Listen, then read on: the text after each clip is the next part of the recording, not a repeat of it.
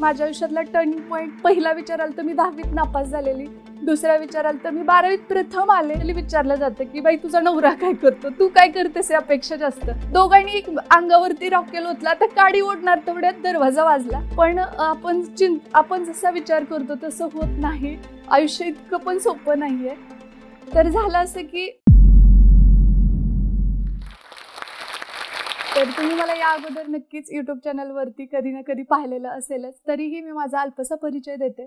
मी सौ वर्षा कृष्णा शिंदे, पूर्वाश्रमीची, वर्षा राणी विश्वनाथ चौधरी. तर मी मूळची मराठवाड्यातली आणि माझं जे माहेर आहे तर ते आहे ढोराळा, कळंब तालुका आणि धाराशिव जिल्ह्यातील. आणि माझं सासर विचाराल तर ते आहे लातूर जिल्ह्यातलं औसा तालुक्यातील लांबजना हे गाव. आणि या छोट्याशा खेडेगावातून आज तुमच्यासमोर या इथं येऊन बोलण्याचा जो मान मिळतोय तर त्यासाठी सर्वप्रथम तुम्हा प्रेक्षकांचे खूप सारे आभार.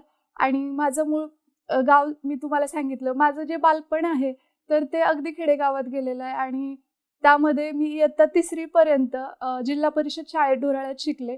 त्यानंतर 4थी पासून पुढचं शिक्षण घेण्यासाठी माझी जी भावंडं होती तर त्यांच्यासाठी माझ्या वडिलांनी विचार केला की आपण शिफ्ट होऊ मुरुडला. आणि मग आम्ही मुरुडला शिकायला गेलो.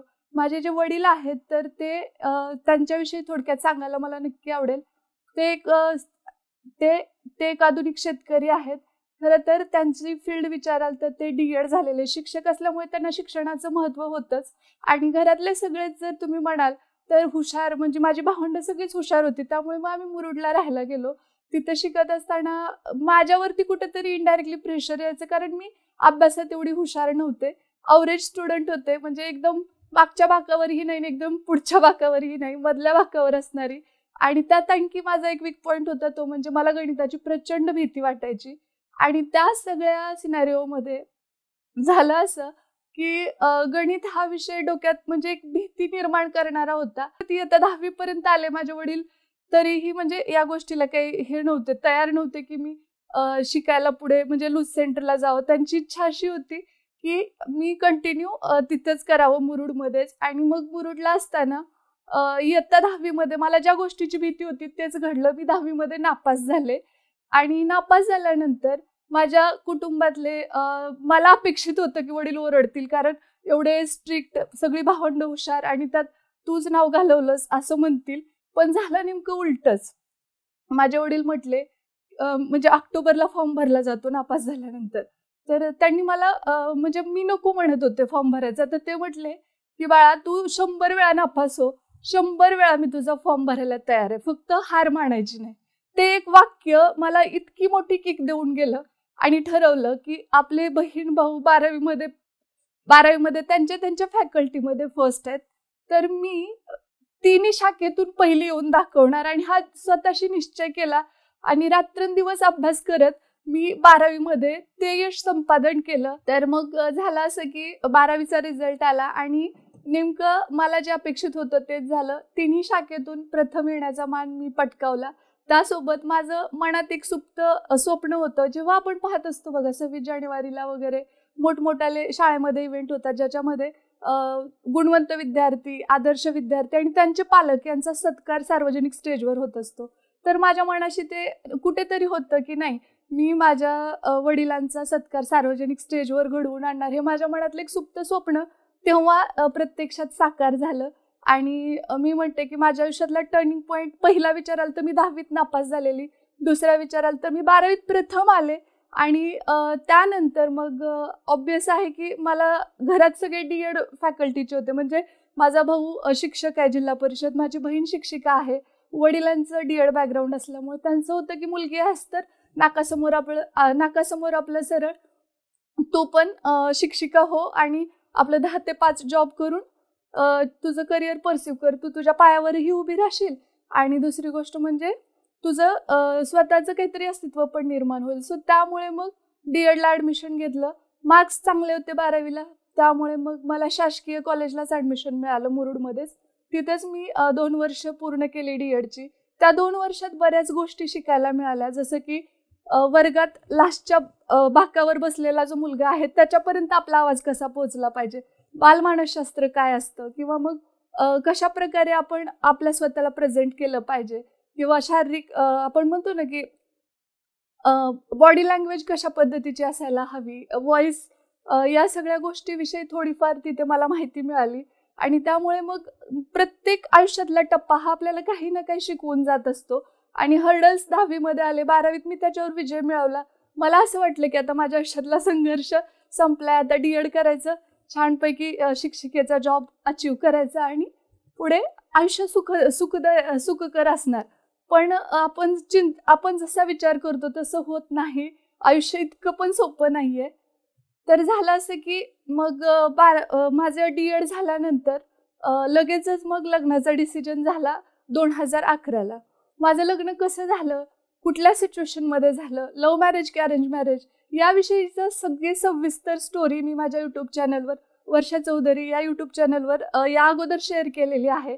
ती ॲक्च्युली 12 पार्टमध्ये आहे आणि खूप सारा प्रतिसाद त्याला मिळालेला आहे. तर तिकडच्या याच्यामध्ये सगळ्या गोष्टी मी शेअर केलेल्या आहेत.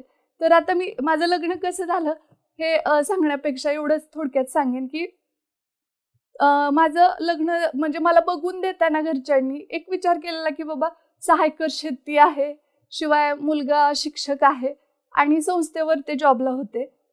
सुंदर असं सुरुवात झाली. पण अडचणी काही पाठ सोडत नव्हत्या. अचानक त्यांचा जॉब गेला. जॉब जाण्याचं कारण म्हणजे अप्रुव्हल त्यांचं जे होतं ते नाकारलं गेलं. संस्था चालकांनी सांगितलं की या जागेसाठी अप्रुव्हल नाहीये. अचानक आबाळ फाटलं, अशी सिच्युएशन निर्माण झाली आणि असं वाटायला लागलं की आता पुढे काय. त्यानंतर मग हरायचं तर नव्हतं, कारण विचार केलेला होता की दोघं पण जॉब करू ह्या त्या गोष्टी. पण CET झालेली नव्हती, त्यामुळे गव्हर्नमेंट जॉबचा तर चान्स म्हणजे गव्हर्नमेंट शिक्षिका किंवा शिक्षक होण्याचा तर चान्स नव्हताच. विचार केला की दोघांपैकी एक जणांनी तरी या स्टेजला म्हणजे आपल्याकडे सस्टेनेबल इन्कम येण्यासाठी गव्हर्नमेंट जॉबकडे फोकस करणं गरजेचं आहे. त्यासाठी स्पर्धा परीक्षेची तयारी करायची होती. पण अडचण अशी होती की जेव्हा बघा तुमचे दिवस पालटतात ना आणि वाईट दिवस येतात, त्यावेळेस सगळे नातेवाईक सुद्धा हातवर करतात. तशीच काही स्थिती निर्माण झाली. आर्थिक कसलंही पाठबळ नव्हतं. त्यामुळे मग परीक्षा द्यायच्या तर पैसा कुठून आणायचा हा प्रश्न समोर होता. मग शेवटी असा विचार केला की एकतर आपली पुरुषप्रधान संस्कृती, त्याच्यामुळे मग म्हणजे गावाकडे जनरली विचारलं जातं की बाई तुझा नवरा काय करतो, तू काय करतेस यापेक्षा जास्त. आता ते चित्र थोडंफार पालटलंय. शहरी भागात ते तसं नाहीच आहे, पण ग्रामीण भागात अजूनही आहे. त्यामुळे मग मी विचार केला की आपण आपल्या नवऱ्याला त्याच्या शिक्षणामध्ये मदत करूया. म्हणून मी 2 शाळेवरती जॉब करायला सुरुवात केली आणि यांना स्पर्धा परीक्षा म्हणजे MPSC द्यायला म्हणजे त्यांनी अभ्यास सुरू केला आणि त्यांनी MPSCचा अभ्यास सुरू केला. तर अशा सिच्युएशनमध्ये जेव्हा ते MPSC देत होते तर खरं तर आर्थिक अडचणी असल्या की क्लेश वाढतात आणि पैशाचं सोंग कुणालाही आणता येत नाही. आणि मग त्या सिच्युएशनमध्ये कधी कधी माझी घुसमट व्हायची की केवढा तो संघर्ष माझ्या आयुष्यात आलाय आणि मग वाद व्हायचे. आणि त्या भांडणाच्या एका सिच्युएशनमध्ये अक्का म्हणजे माझी मावशी आमच्यासोबत राहत होती आणि ती रूममध्ये झोपलेली असताना आमचा वाद वाढला. तो इतका विकोपाला गेला की घरातलं रॉकेलचं कॅन होतं ते उचललं मी आणि स्वतःच्या अंगावरती ओतून घेतलं. मग तशा सिच्युएशनमध्ये माझे मिस्टर धावत म्हणजे हातातलं ते हिसकावून घेत होते आणि मी ऐकण्याच्या मनस्थितीत नसल्यामुळे त्यांनी विचार केला की मी पण स्वतःला आता पेटवून घेतो. दोघांनी एक अंगावरती रॉकेल ओतला. आता काडी ओढणार तेवढ्यात दरवाजा वाजला आणि माझी मावशी बाहेर आली. मग ती समोर आल्यानंतरची जी सिच्युएशन तेव्हा आम्ही चमकलो की अरे आपण काहीतरी चुकीचं करतोय. आणि मी तर म्हणते की आज तुमच्या समोर मी जी उभी आहे, मी 4 शब्द बोलू शकते ते तिच्यामुळे. आणि माझ्या प्रत्येक व्लॉगमध्ये तिचा उल्लेख म्हणजेच अक्काचा उल्लेख हा असतो. तर मग तशा सिच्युएशनमध्ये आम्ही डिसिजन घेतला की आपण सोबत नको राहायला. म्हणजे माझा जो मोठा भाऊ होता तर थोडंसं बॅकला जाऊन सांगते की त्यांनी खूप पडत्या काळात मदत केली. आर्थिक मदत म्हणजे तो त्यावेळी शिक्षण सेवक होता आणि त्याला अगदी मोजून 6,000 पेमेंट यायचा. जिल्हा परिषद शिक्षक होता. शिक्षण सेवकची त्याची जी फेज चालू होती त्यातले 3,000 तो अभ्यासासाठी आम्हाला पाठवायचा. तर मग त्यावेळी डिसिजन असा घेतला की तो म्हटला की सर तुम्ही म्हणजे माझ्या मिस्टरांना म्हटलं की तुम्ही पुण्याला जा, तुमचा जो काही खर्च आहे तो मी उचलतो आणि हिला गावी आपण ठेवूया. त्या अगोदर मी 2 शाळेवर जॉब करायची. थ्रेडिंग म्हणू नका तुम्ही, वॅक्सिंग ब्लिचिंग इतरांचं बरं का, इतर महिलांचं मी ते करायचे आणि ते काही 4 पैसे गाठीशी राहतील त्याच्यामध्ये मी फॉर्म भरण्यासाठी यांना पैसे द्यायचे, अभ्यासासाठी. इतकं विचित्र तो कालावधी होता की अगदी 2 वेळच्या जेवणाला सुद्धा आम्ही महाग झालेलो आणि तशा ह्याच्यातनं दिवस काढत होतो. रिझल्ट एखादा आला आणि रिझल्ट म्हणजे काटावरनं 1-2 मार्कानं जायचा आणि खरं तर तसा अभ्यास करण्यासाठी सिच्युएशन सुद्धा थोडीशी घरात पोषक असायला लागते. पण तसं नसल्यामुळे कदाचित त्यांचा 1-2 मार्कांनी नंबर जायचा आणि मग परत भांडणं. त्यामुळे मग शेवटी माझ्या भावाने निर्णय घेतला की पुण्याला जाऊन स्पर्धा परीक्षा करा आणि मी सगळा खर्च भागवतो, हिला इथेच राहू देत. त्यानंतर मी म्हणजे त्यानंतर ह्यांनी अभ्यास करून 2012 म्हणजे लग्नाचं वर्ष 2011 ते 13 हा जो कालखंड आहे तो आमचा संघर्षाचा संपला आणि 2013ला हे कॉन्स्टेबल पदी रुजू झाले.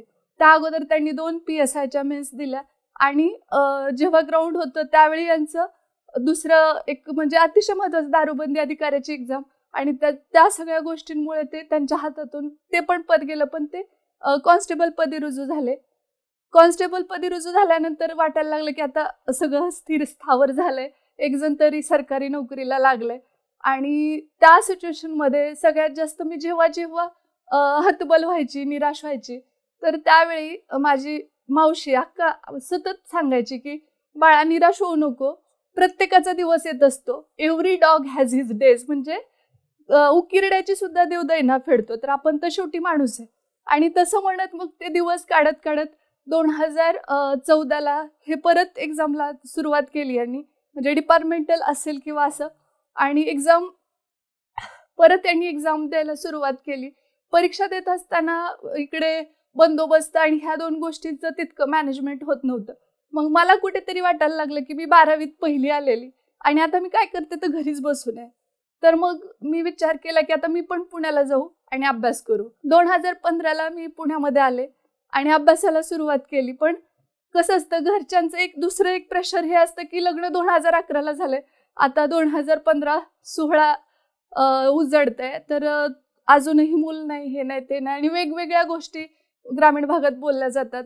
एक तरी मूल होऊ द्या आणि मग नंतर तुम्ही बाकी विचार करा, असं म्हणून मग 2016ला श्रीच्या वेळी मी प्रेग्नेंट राहिले आणि त्यावेळी मग गावाकडे आपसुकच जाणं झालं, कारण की साहजिक गोष्ट होती की मेसचं खाऊन बाळाचं पोषण होणार नव्हतं. त्यामुळे मग गावाकडे गेलोत आणि त्यानंतर 2 वर्षाचा श्री झालाच. परत माझ्या मनात राहून राहून त्या गोष्टी खायच्या मला की मी काहीच करत नाहीये आणि असंच कसं चालणार, मी एवढं शिकून काय उपयोग झाला, मी पहिली आले आणि परत काय, मी सुशिक्षित बेरोजगारच आहे, ही गोष्ट मला खात राहायची. त्यानंतर मग 2016ला श्रीचा जन्म झाला आणि त्यानंतर मग मी असा विचार केला की 2 वर्षानंतर त्याला 5 वर्षाचं होऊ दे असं घरच्यांचं म्हणणं होतं की 5 वर्षाचं झालंस तू तुझा अभ्यास परत सुरू कर. पण मग त्याच्या वेळेस सुद्धा मी प्रेग्नेन्सीमध्ये 9 महिने 9 दिवस अभ्यास केला, पण मी नेमकी एक्झामला जाऊ शकले नाही, कारण तेव्हा माझी डिलिव्हरीची डेट आणि एक्झामची डेट त्या सगळ्या क्लॅश होत होत्या. मग त्यामुळे ते पण हातचं गेलं, निराशाच पदरी पडायची. पण आनंदाचा तो एक दिवस होता की श्रीसारखा गोंडस मुलगा माझ्या म्हणजे माझ्या पोटी जन्माला आला. आणि त्यानंतर मग मी विचार असा केला की 5 वर्ष यालाच देऊ आपण आणि नंतर बघूया. परत तो थोडासा मोठा झाला, बराच वेळ माझ्याकडे शिल्लक राहायचा, पण गावी तितका अभ्यास व्हायचा नाही. मग मी घरच्यांना एकदा बोलले की मला अभ्यासाला पुन्हा सुरुवात करायची. मी पुण्याला हट्ट करून आले, लिटरली सांगते मी. 6 तासाचा प्रवास आहे ढोराळा ते पुणे, तर तेवढ्या 6 तासात कॉन्स्टंट मी रडत होते. मनात विचार ठाम केला होता की आईला जिंकू द्यायचं नाही, MPSC विद्यार्थिनी जी आहे तिला जिंकवायचंय आणि एकदा आपण पायावर उभे राहिलो की आपल्या मुलाला उज्ज्वल भविष्य देऊ शकू. पण का कुणास ठाऊक मला सतत त्याची आठवण यायची श्रीची, आणि माझ्यातली आई जिंकली आणि शेवटी मी त्याच दिवशी वापस परतीचा प्रवास सुरू केला आणि त्याच्याकडे गेले. लक्षात आलं होतं की आपण इतके पण हे नाही होत की मुलाला घरी ठेवून अभ्यास करू शकू. त्यानंतर मग मी एका शाळेवरती जॉब सुरू केला श्री 2 वर्षाचा असताना, आणि 2018 ते 2019 पर्यंत म्हणजे मी शाळेवरती ॲज अ टीचर म्हणून काम केलं. तिथं पण बऱ्याचशा गोष्टी शिकले आणि तिथून 2019ला कुठेतरी काम खूप करावं लागायचं शाळेवरती, पण म्हणावं तसं आर्थिक मोबदला मिळायचा नाही. आणि मी जसं सांगितलं की पैशाची सोंग करताच येत नाहीत, ते आणताच येत नाहीत, तशी सिच्युएशन होती. मग मी असा विचार केला की आपल्यावरती सतत वरिष्ठांचं प्रेशर या त्या गोष्टी, त्यापेक्षा स्वतःचं काहीतरी सुरू करू. म्हणून 2019ला मी घरच्यांना म्हणजे सांगितलं, पण त्यांना ते आवडतच नव्हतं की ते काय फील्ड असते, काय यूट्यूब असते ते माहितीही नव्हतं. मग त्यामुळे मी घरी मिस्टरांना सांगितलं. यूट्यूब चॅनल फोर्सफुली त्यांना मी सुरू करायला लावलं आणि त्यावरती मी आठवड्यातून एकदा म्हणजे माझ्या सुट्टीच्या दिवशी व्हिडिओज द्यायचे. पण झालेलं असं की काहीच त्यातलं माहिती नव्हतं आणि सगळ्या गोष्टी स्वतःहून माहिती करायचं, काहीही नॉलेज नसताना ते व्हिडिओ शूट करायचे, अपलोड करायचे आणि आठवड्यातून एखादा जायचा, तोही कॉन्टेंट हिंदीमधून मी सुरू केला होता. आणि मग परत लक्षात यायला लागलं की आपण आपल्या मातृभाषेत जास्त चांगल्या पद्धतीने प्रेझेंट करू शकतो. आणि पुढे जाऊन मग असा विचार केला की मराठीमध्येच आपण कॉन्टेंट आणू. आणि 1-2 कमेंट खाली यायच्या की तू बोलतेस छान, तर मग तू का नाही व्लॉगिंग करत. मग पुढे 2021मध्ये जेव्हा आम्ही कोल्हापूरला शिफ्ट झालो, माझ्या मिस्टरांची बदली झाली, त्यावेळी पूर्ण वेळ देऊन म्हणजे मी शाळेवरती राजीनामा दिला कारण यांची बदली झालेली आणि मी इकडे कोल्हापूरला यांच्यासोबत आले. मग खूप सारा वेळ माझ्याकडे शिल्लक राहायचा. नवीन काही करण्याऐवजी विचार केला की आपलं यूट्यूब चॅनल आहे, त्याच्यावरतीच फोकस करू आणि छान कंटेंट देण्याचा प्रयत्न करू. पण काय द्यावं हे कळत नव्हतं, कारण व्लॉगिंग हा प्रकार काय ते माहीत नव्हता. एका मैत्रिणीने मला सजेस्ट केलं की तू व्लॉग करून तर बघ कसा रिस्पॉन्स येतोय ते.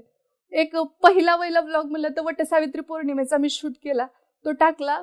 इतर व्लॉग व्हिडिओच्या तुलनेत छान रिस्पॉन्स आला. पण पुढे कुठेतरी थोडी इच्छा जागृत झाली की नाही, व्लॉगिंगमध्येच कंटिन्यू करूया.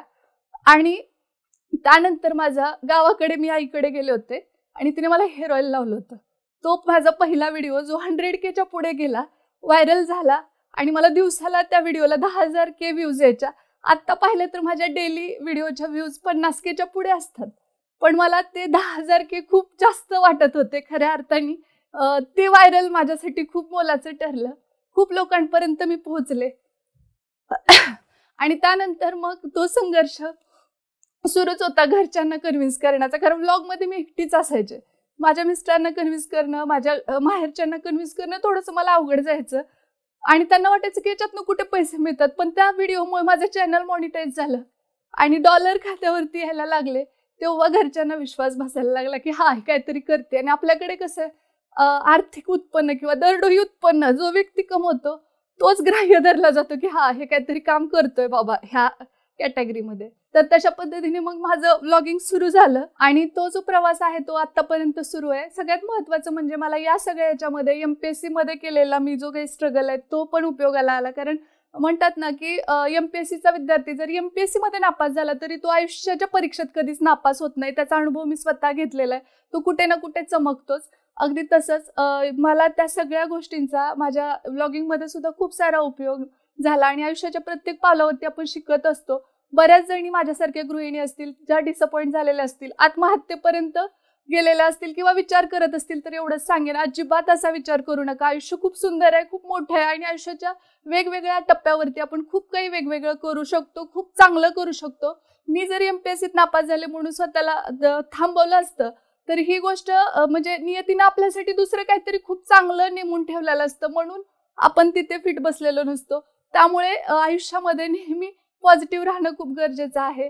आणि जरी आपण एखाद्या क्षेत्रात अयशस्वी झालो, जसं मी 10वीत फेल झाले पण मी 12वीमध्ये टॉपला आले, पण त्यानंतर मी जो संघर्ष पाहिला तो तर खूपच हॉरिबल होता. म्हणजे अगदी बेरोजगारी काय असते या सगळ्या गोष्टी पाहून पुढे मी यूट्यूब चॅनलमध्ये सुरुवात केली आणि त्यामध्ये आज मी तुमच्यासमोर उभी आहे आणि आज एक यशस्वी यूट्यूबर म्हणून तुमच्यासमोर माझं मत आज प्रदर्शित करू शकते. त्यामुळे कुणीही कधीही निराश न होता एकदा बॅकला जाऊन विचार करा, एक पाऊल मागे घ्या आणि आयुष्यामध्ये जर लांबची उडी घ्यायची असेल ना तर 2 पावलं मागे यावंच लागतं. हा विचार कायम डोक्याशी ठेवा.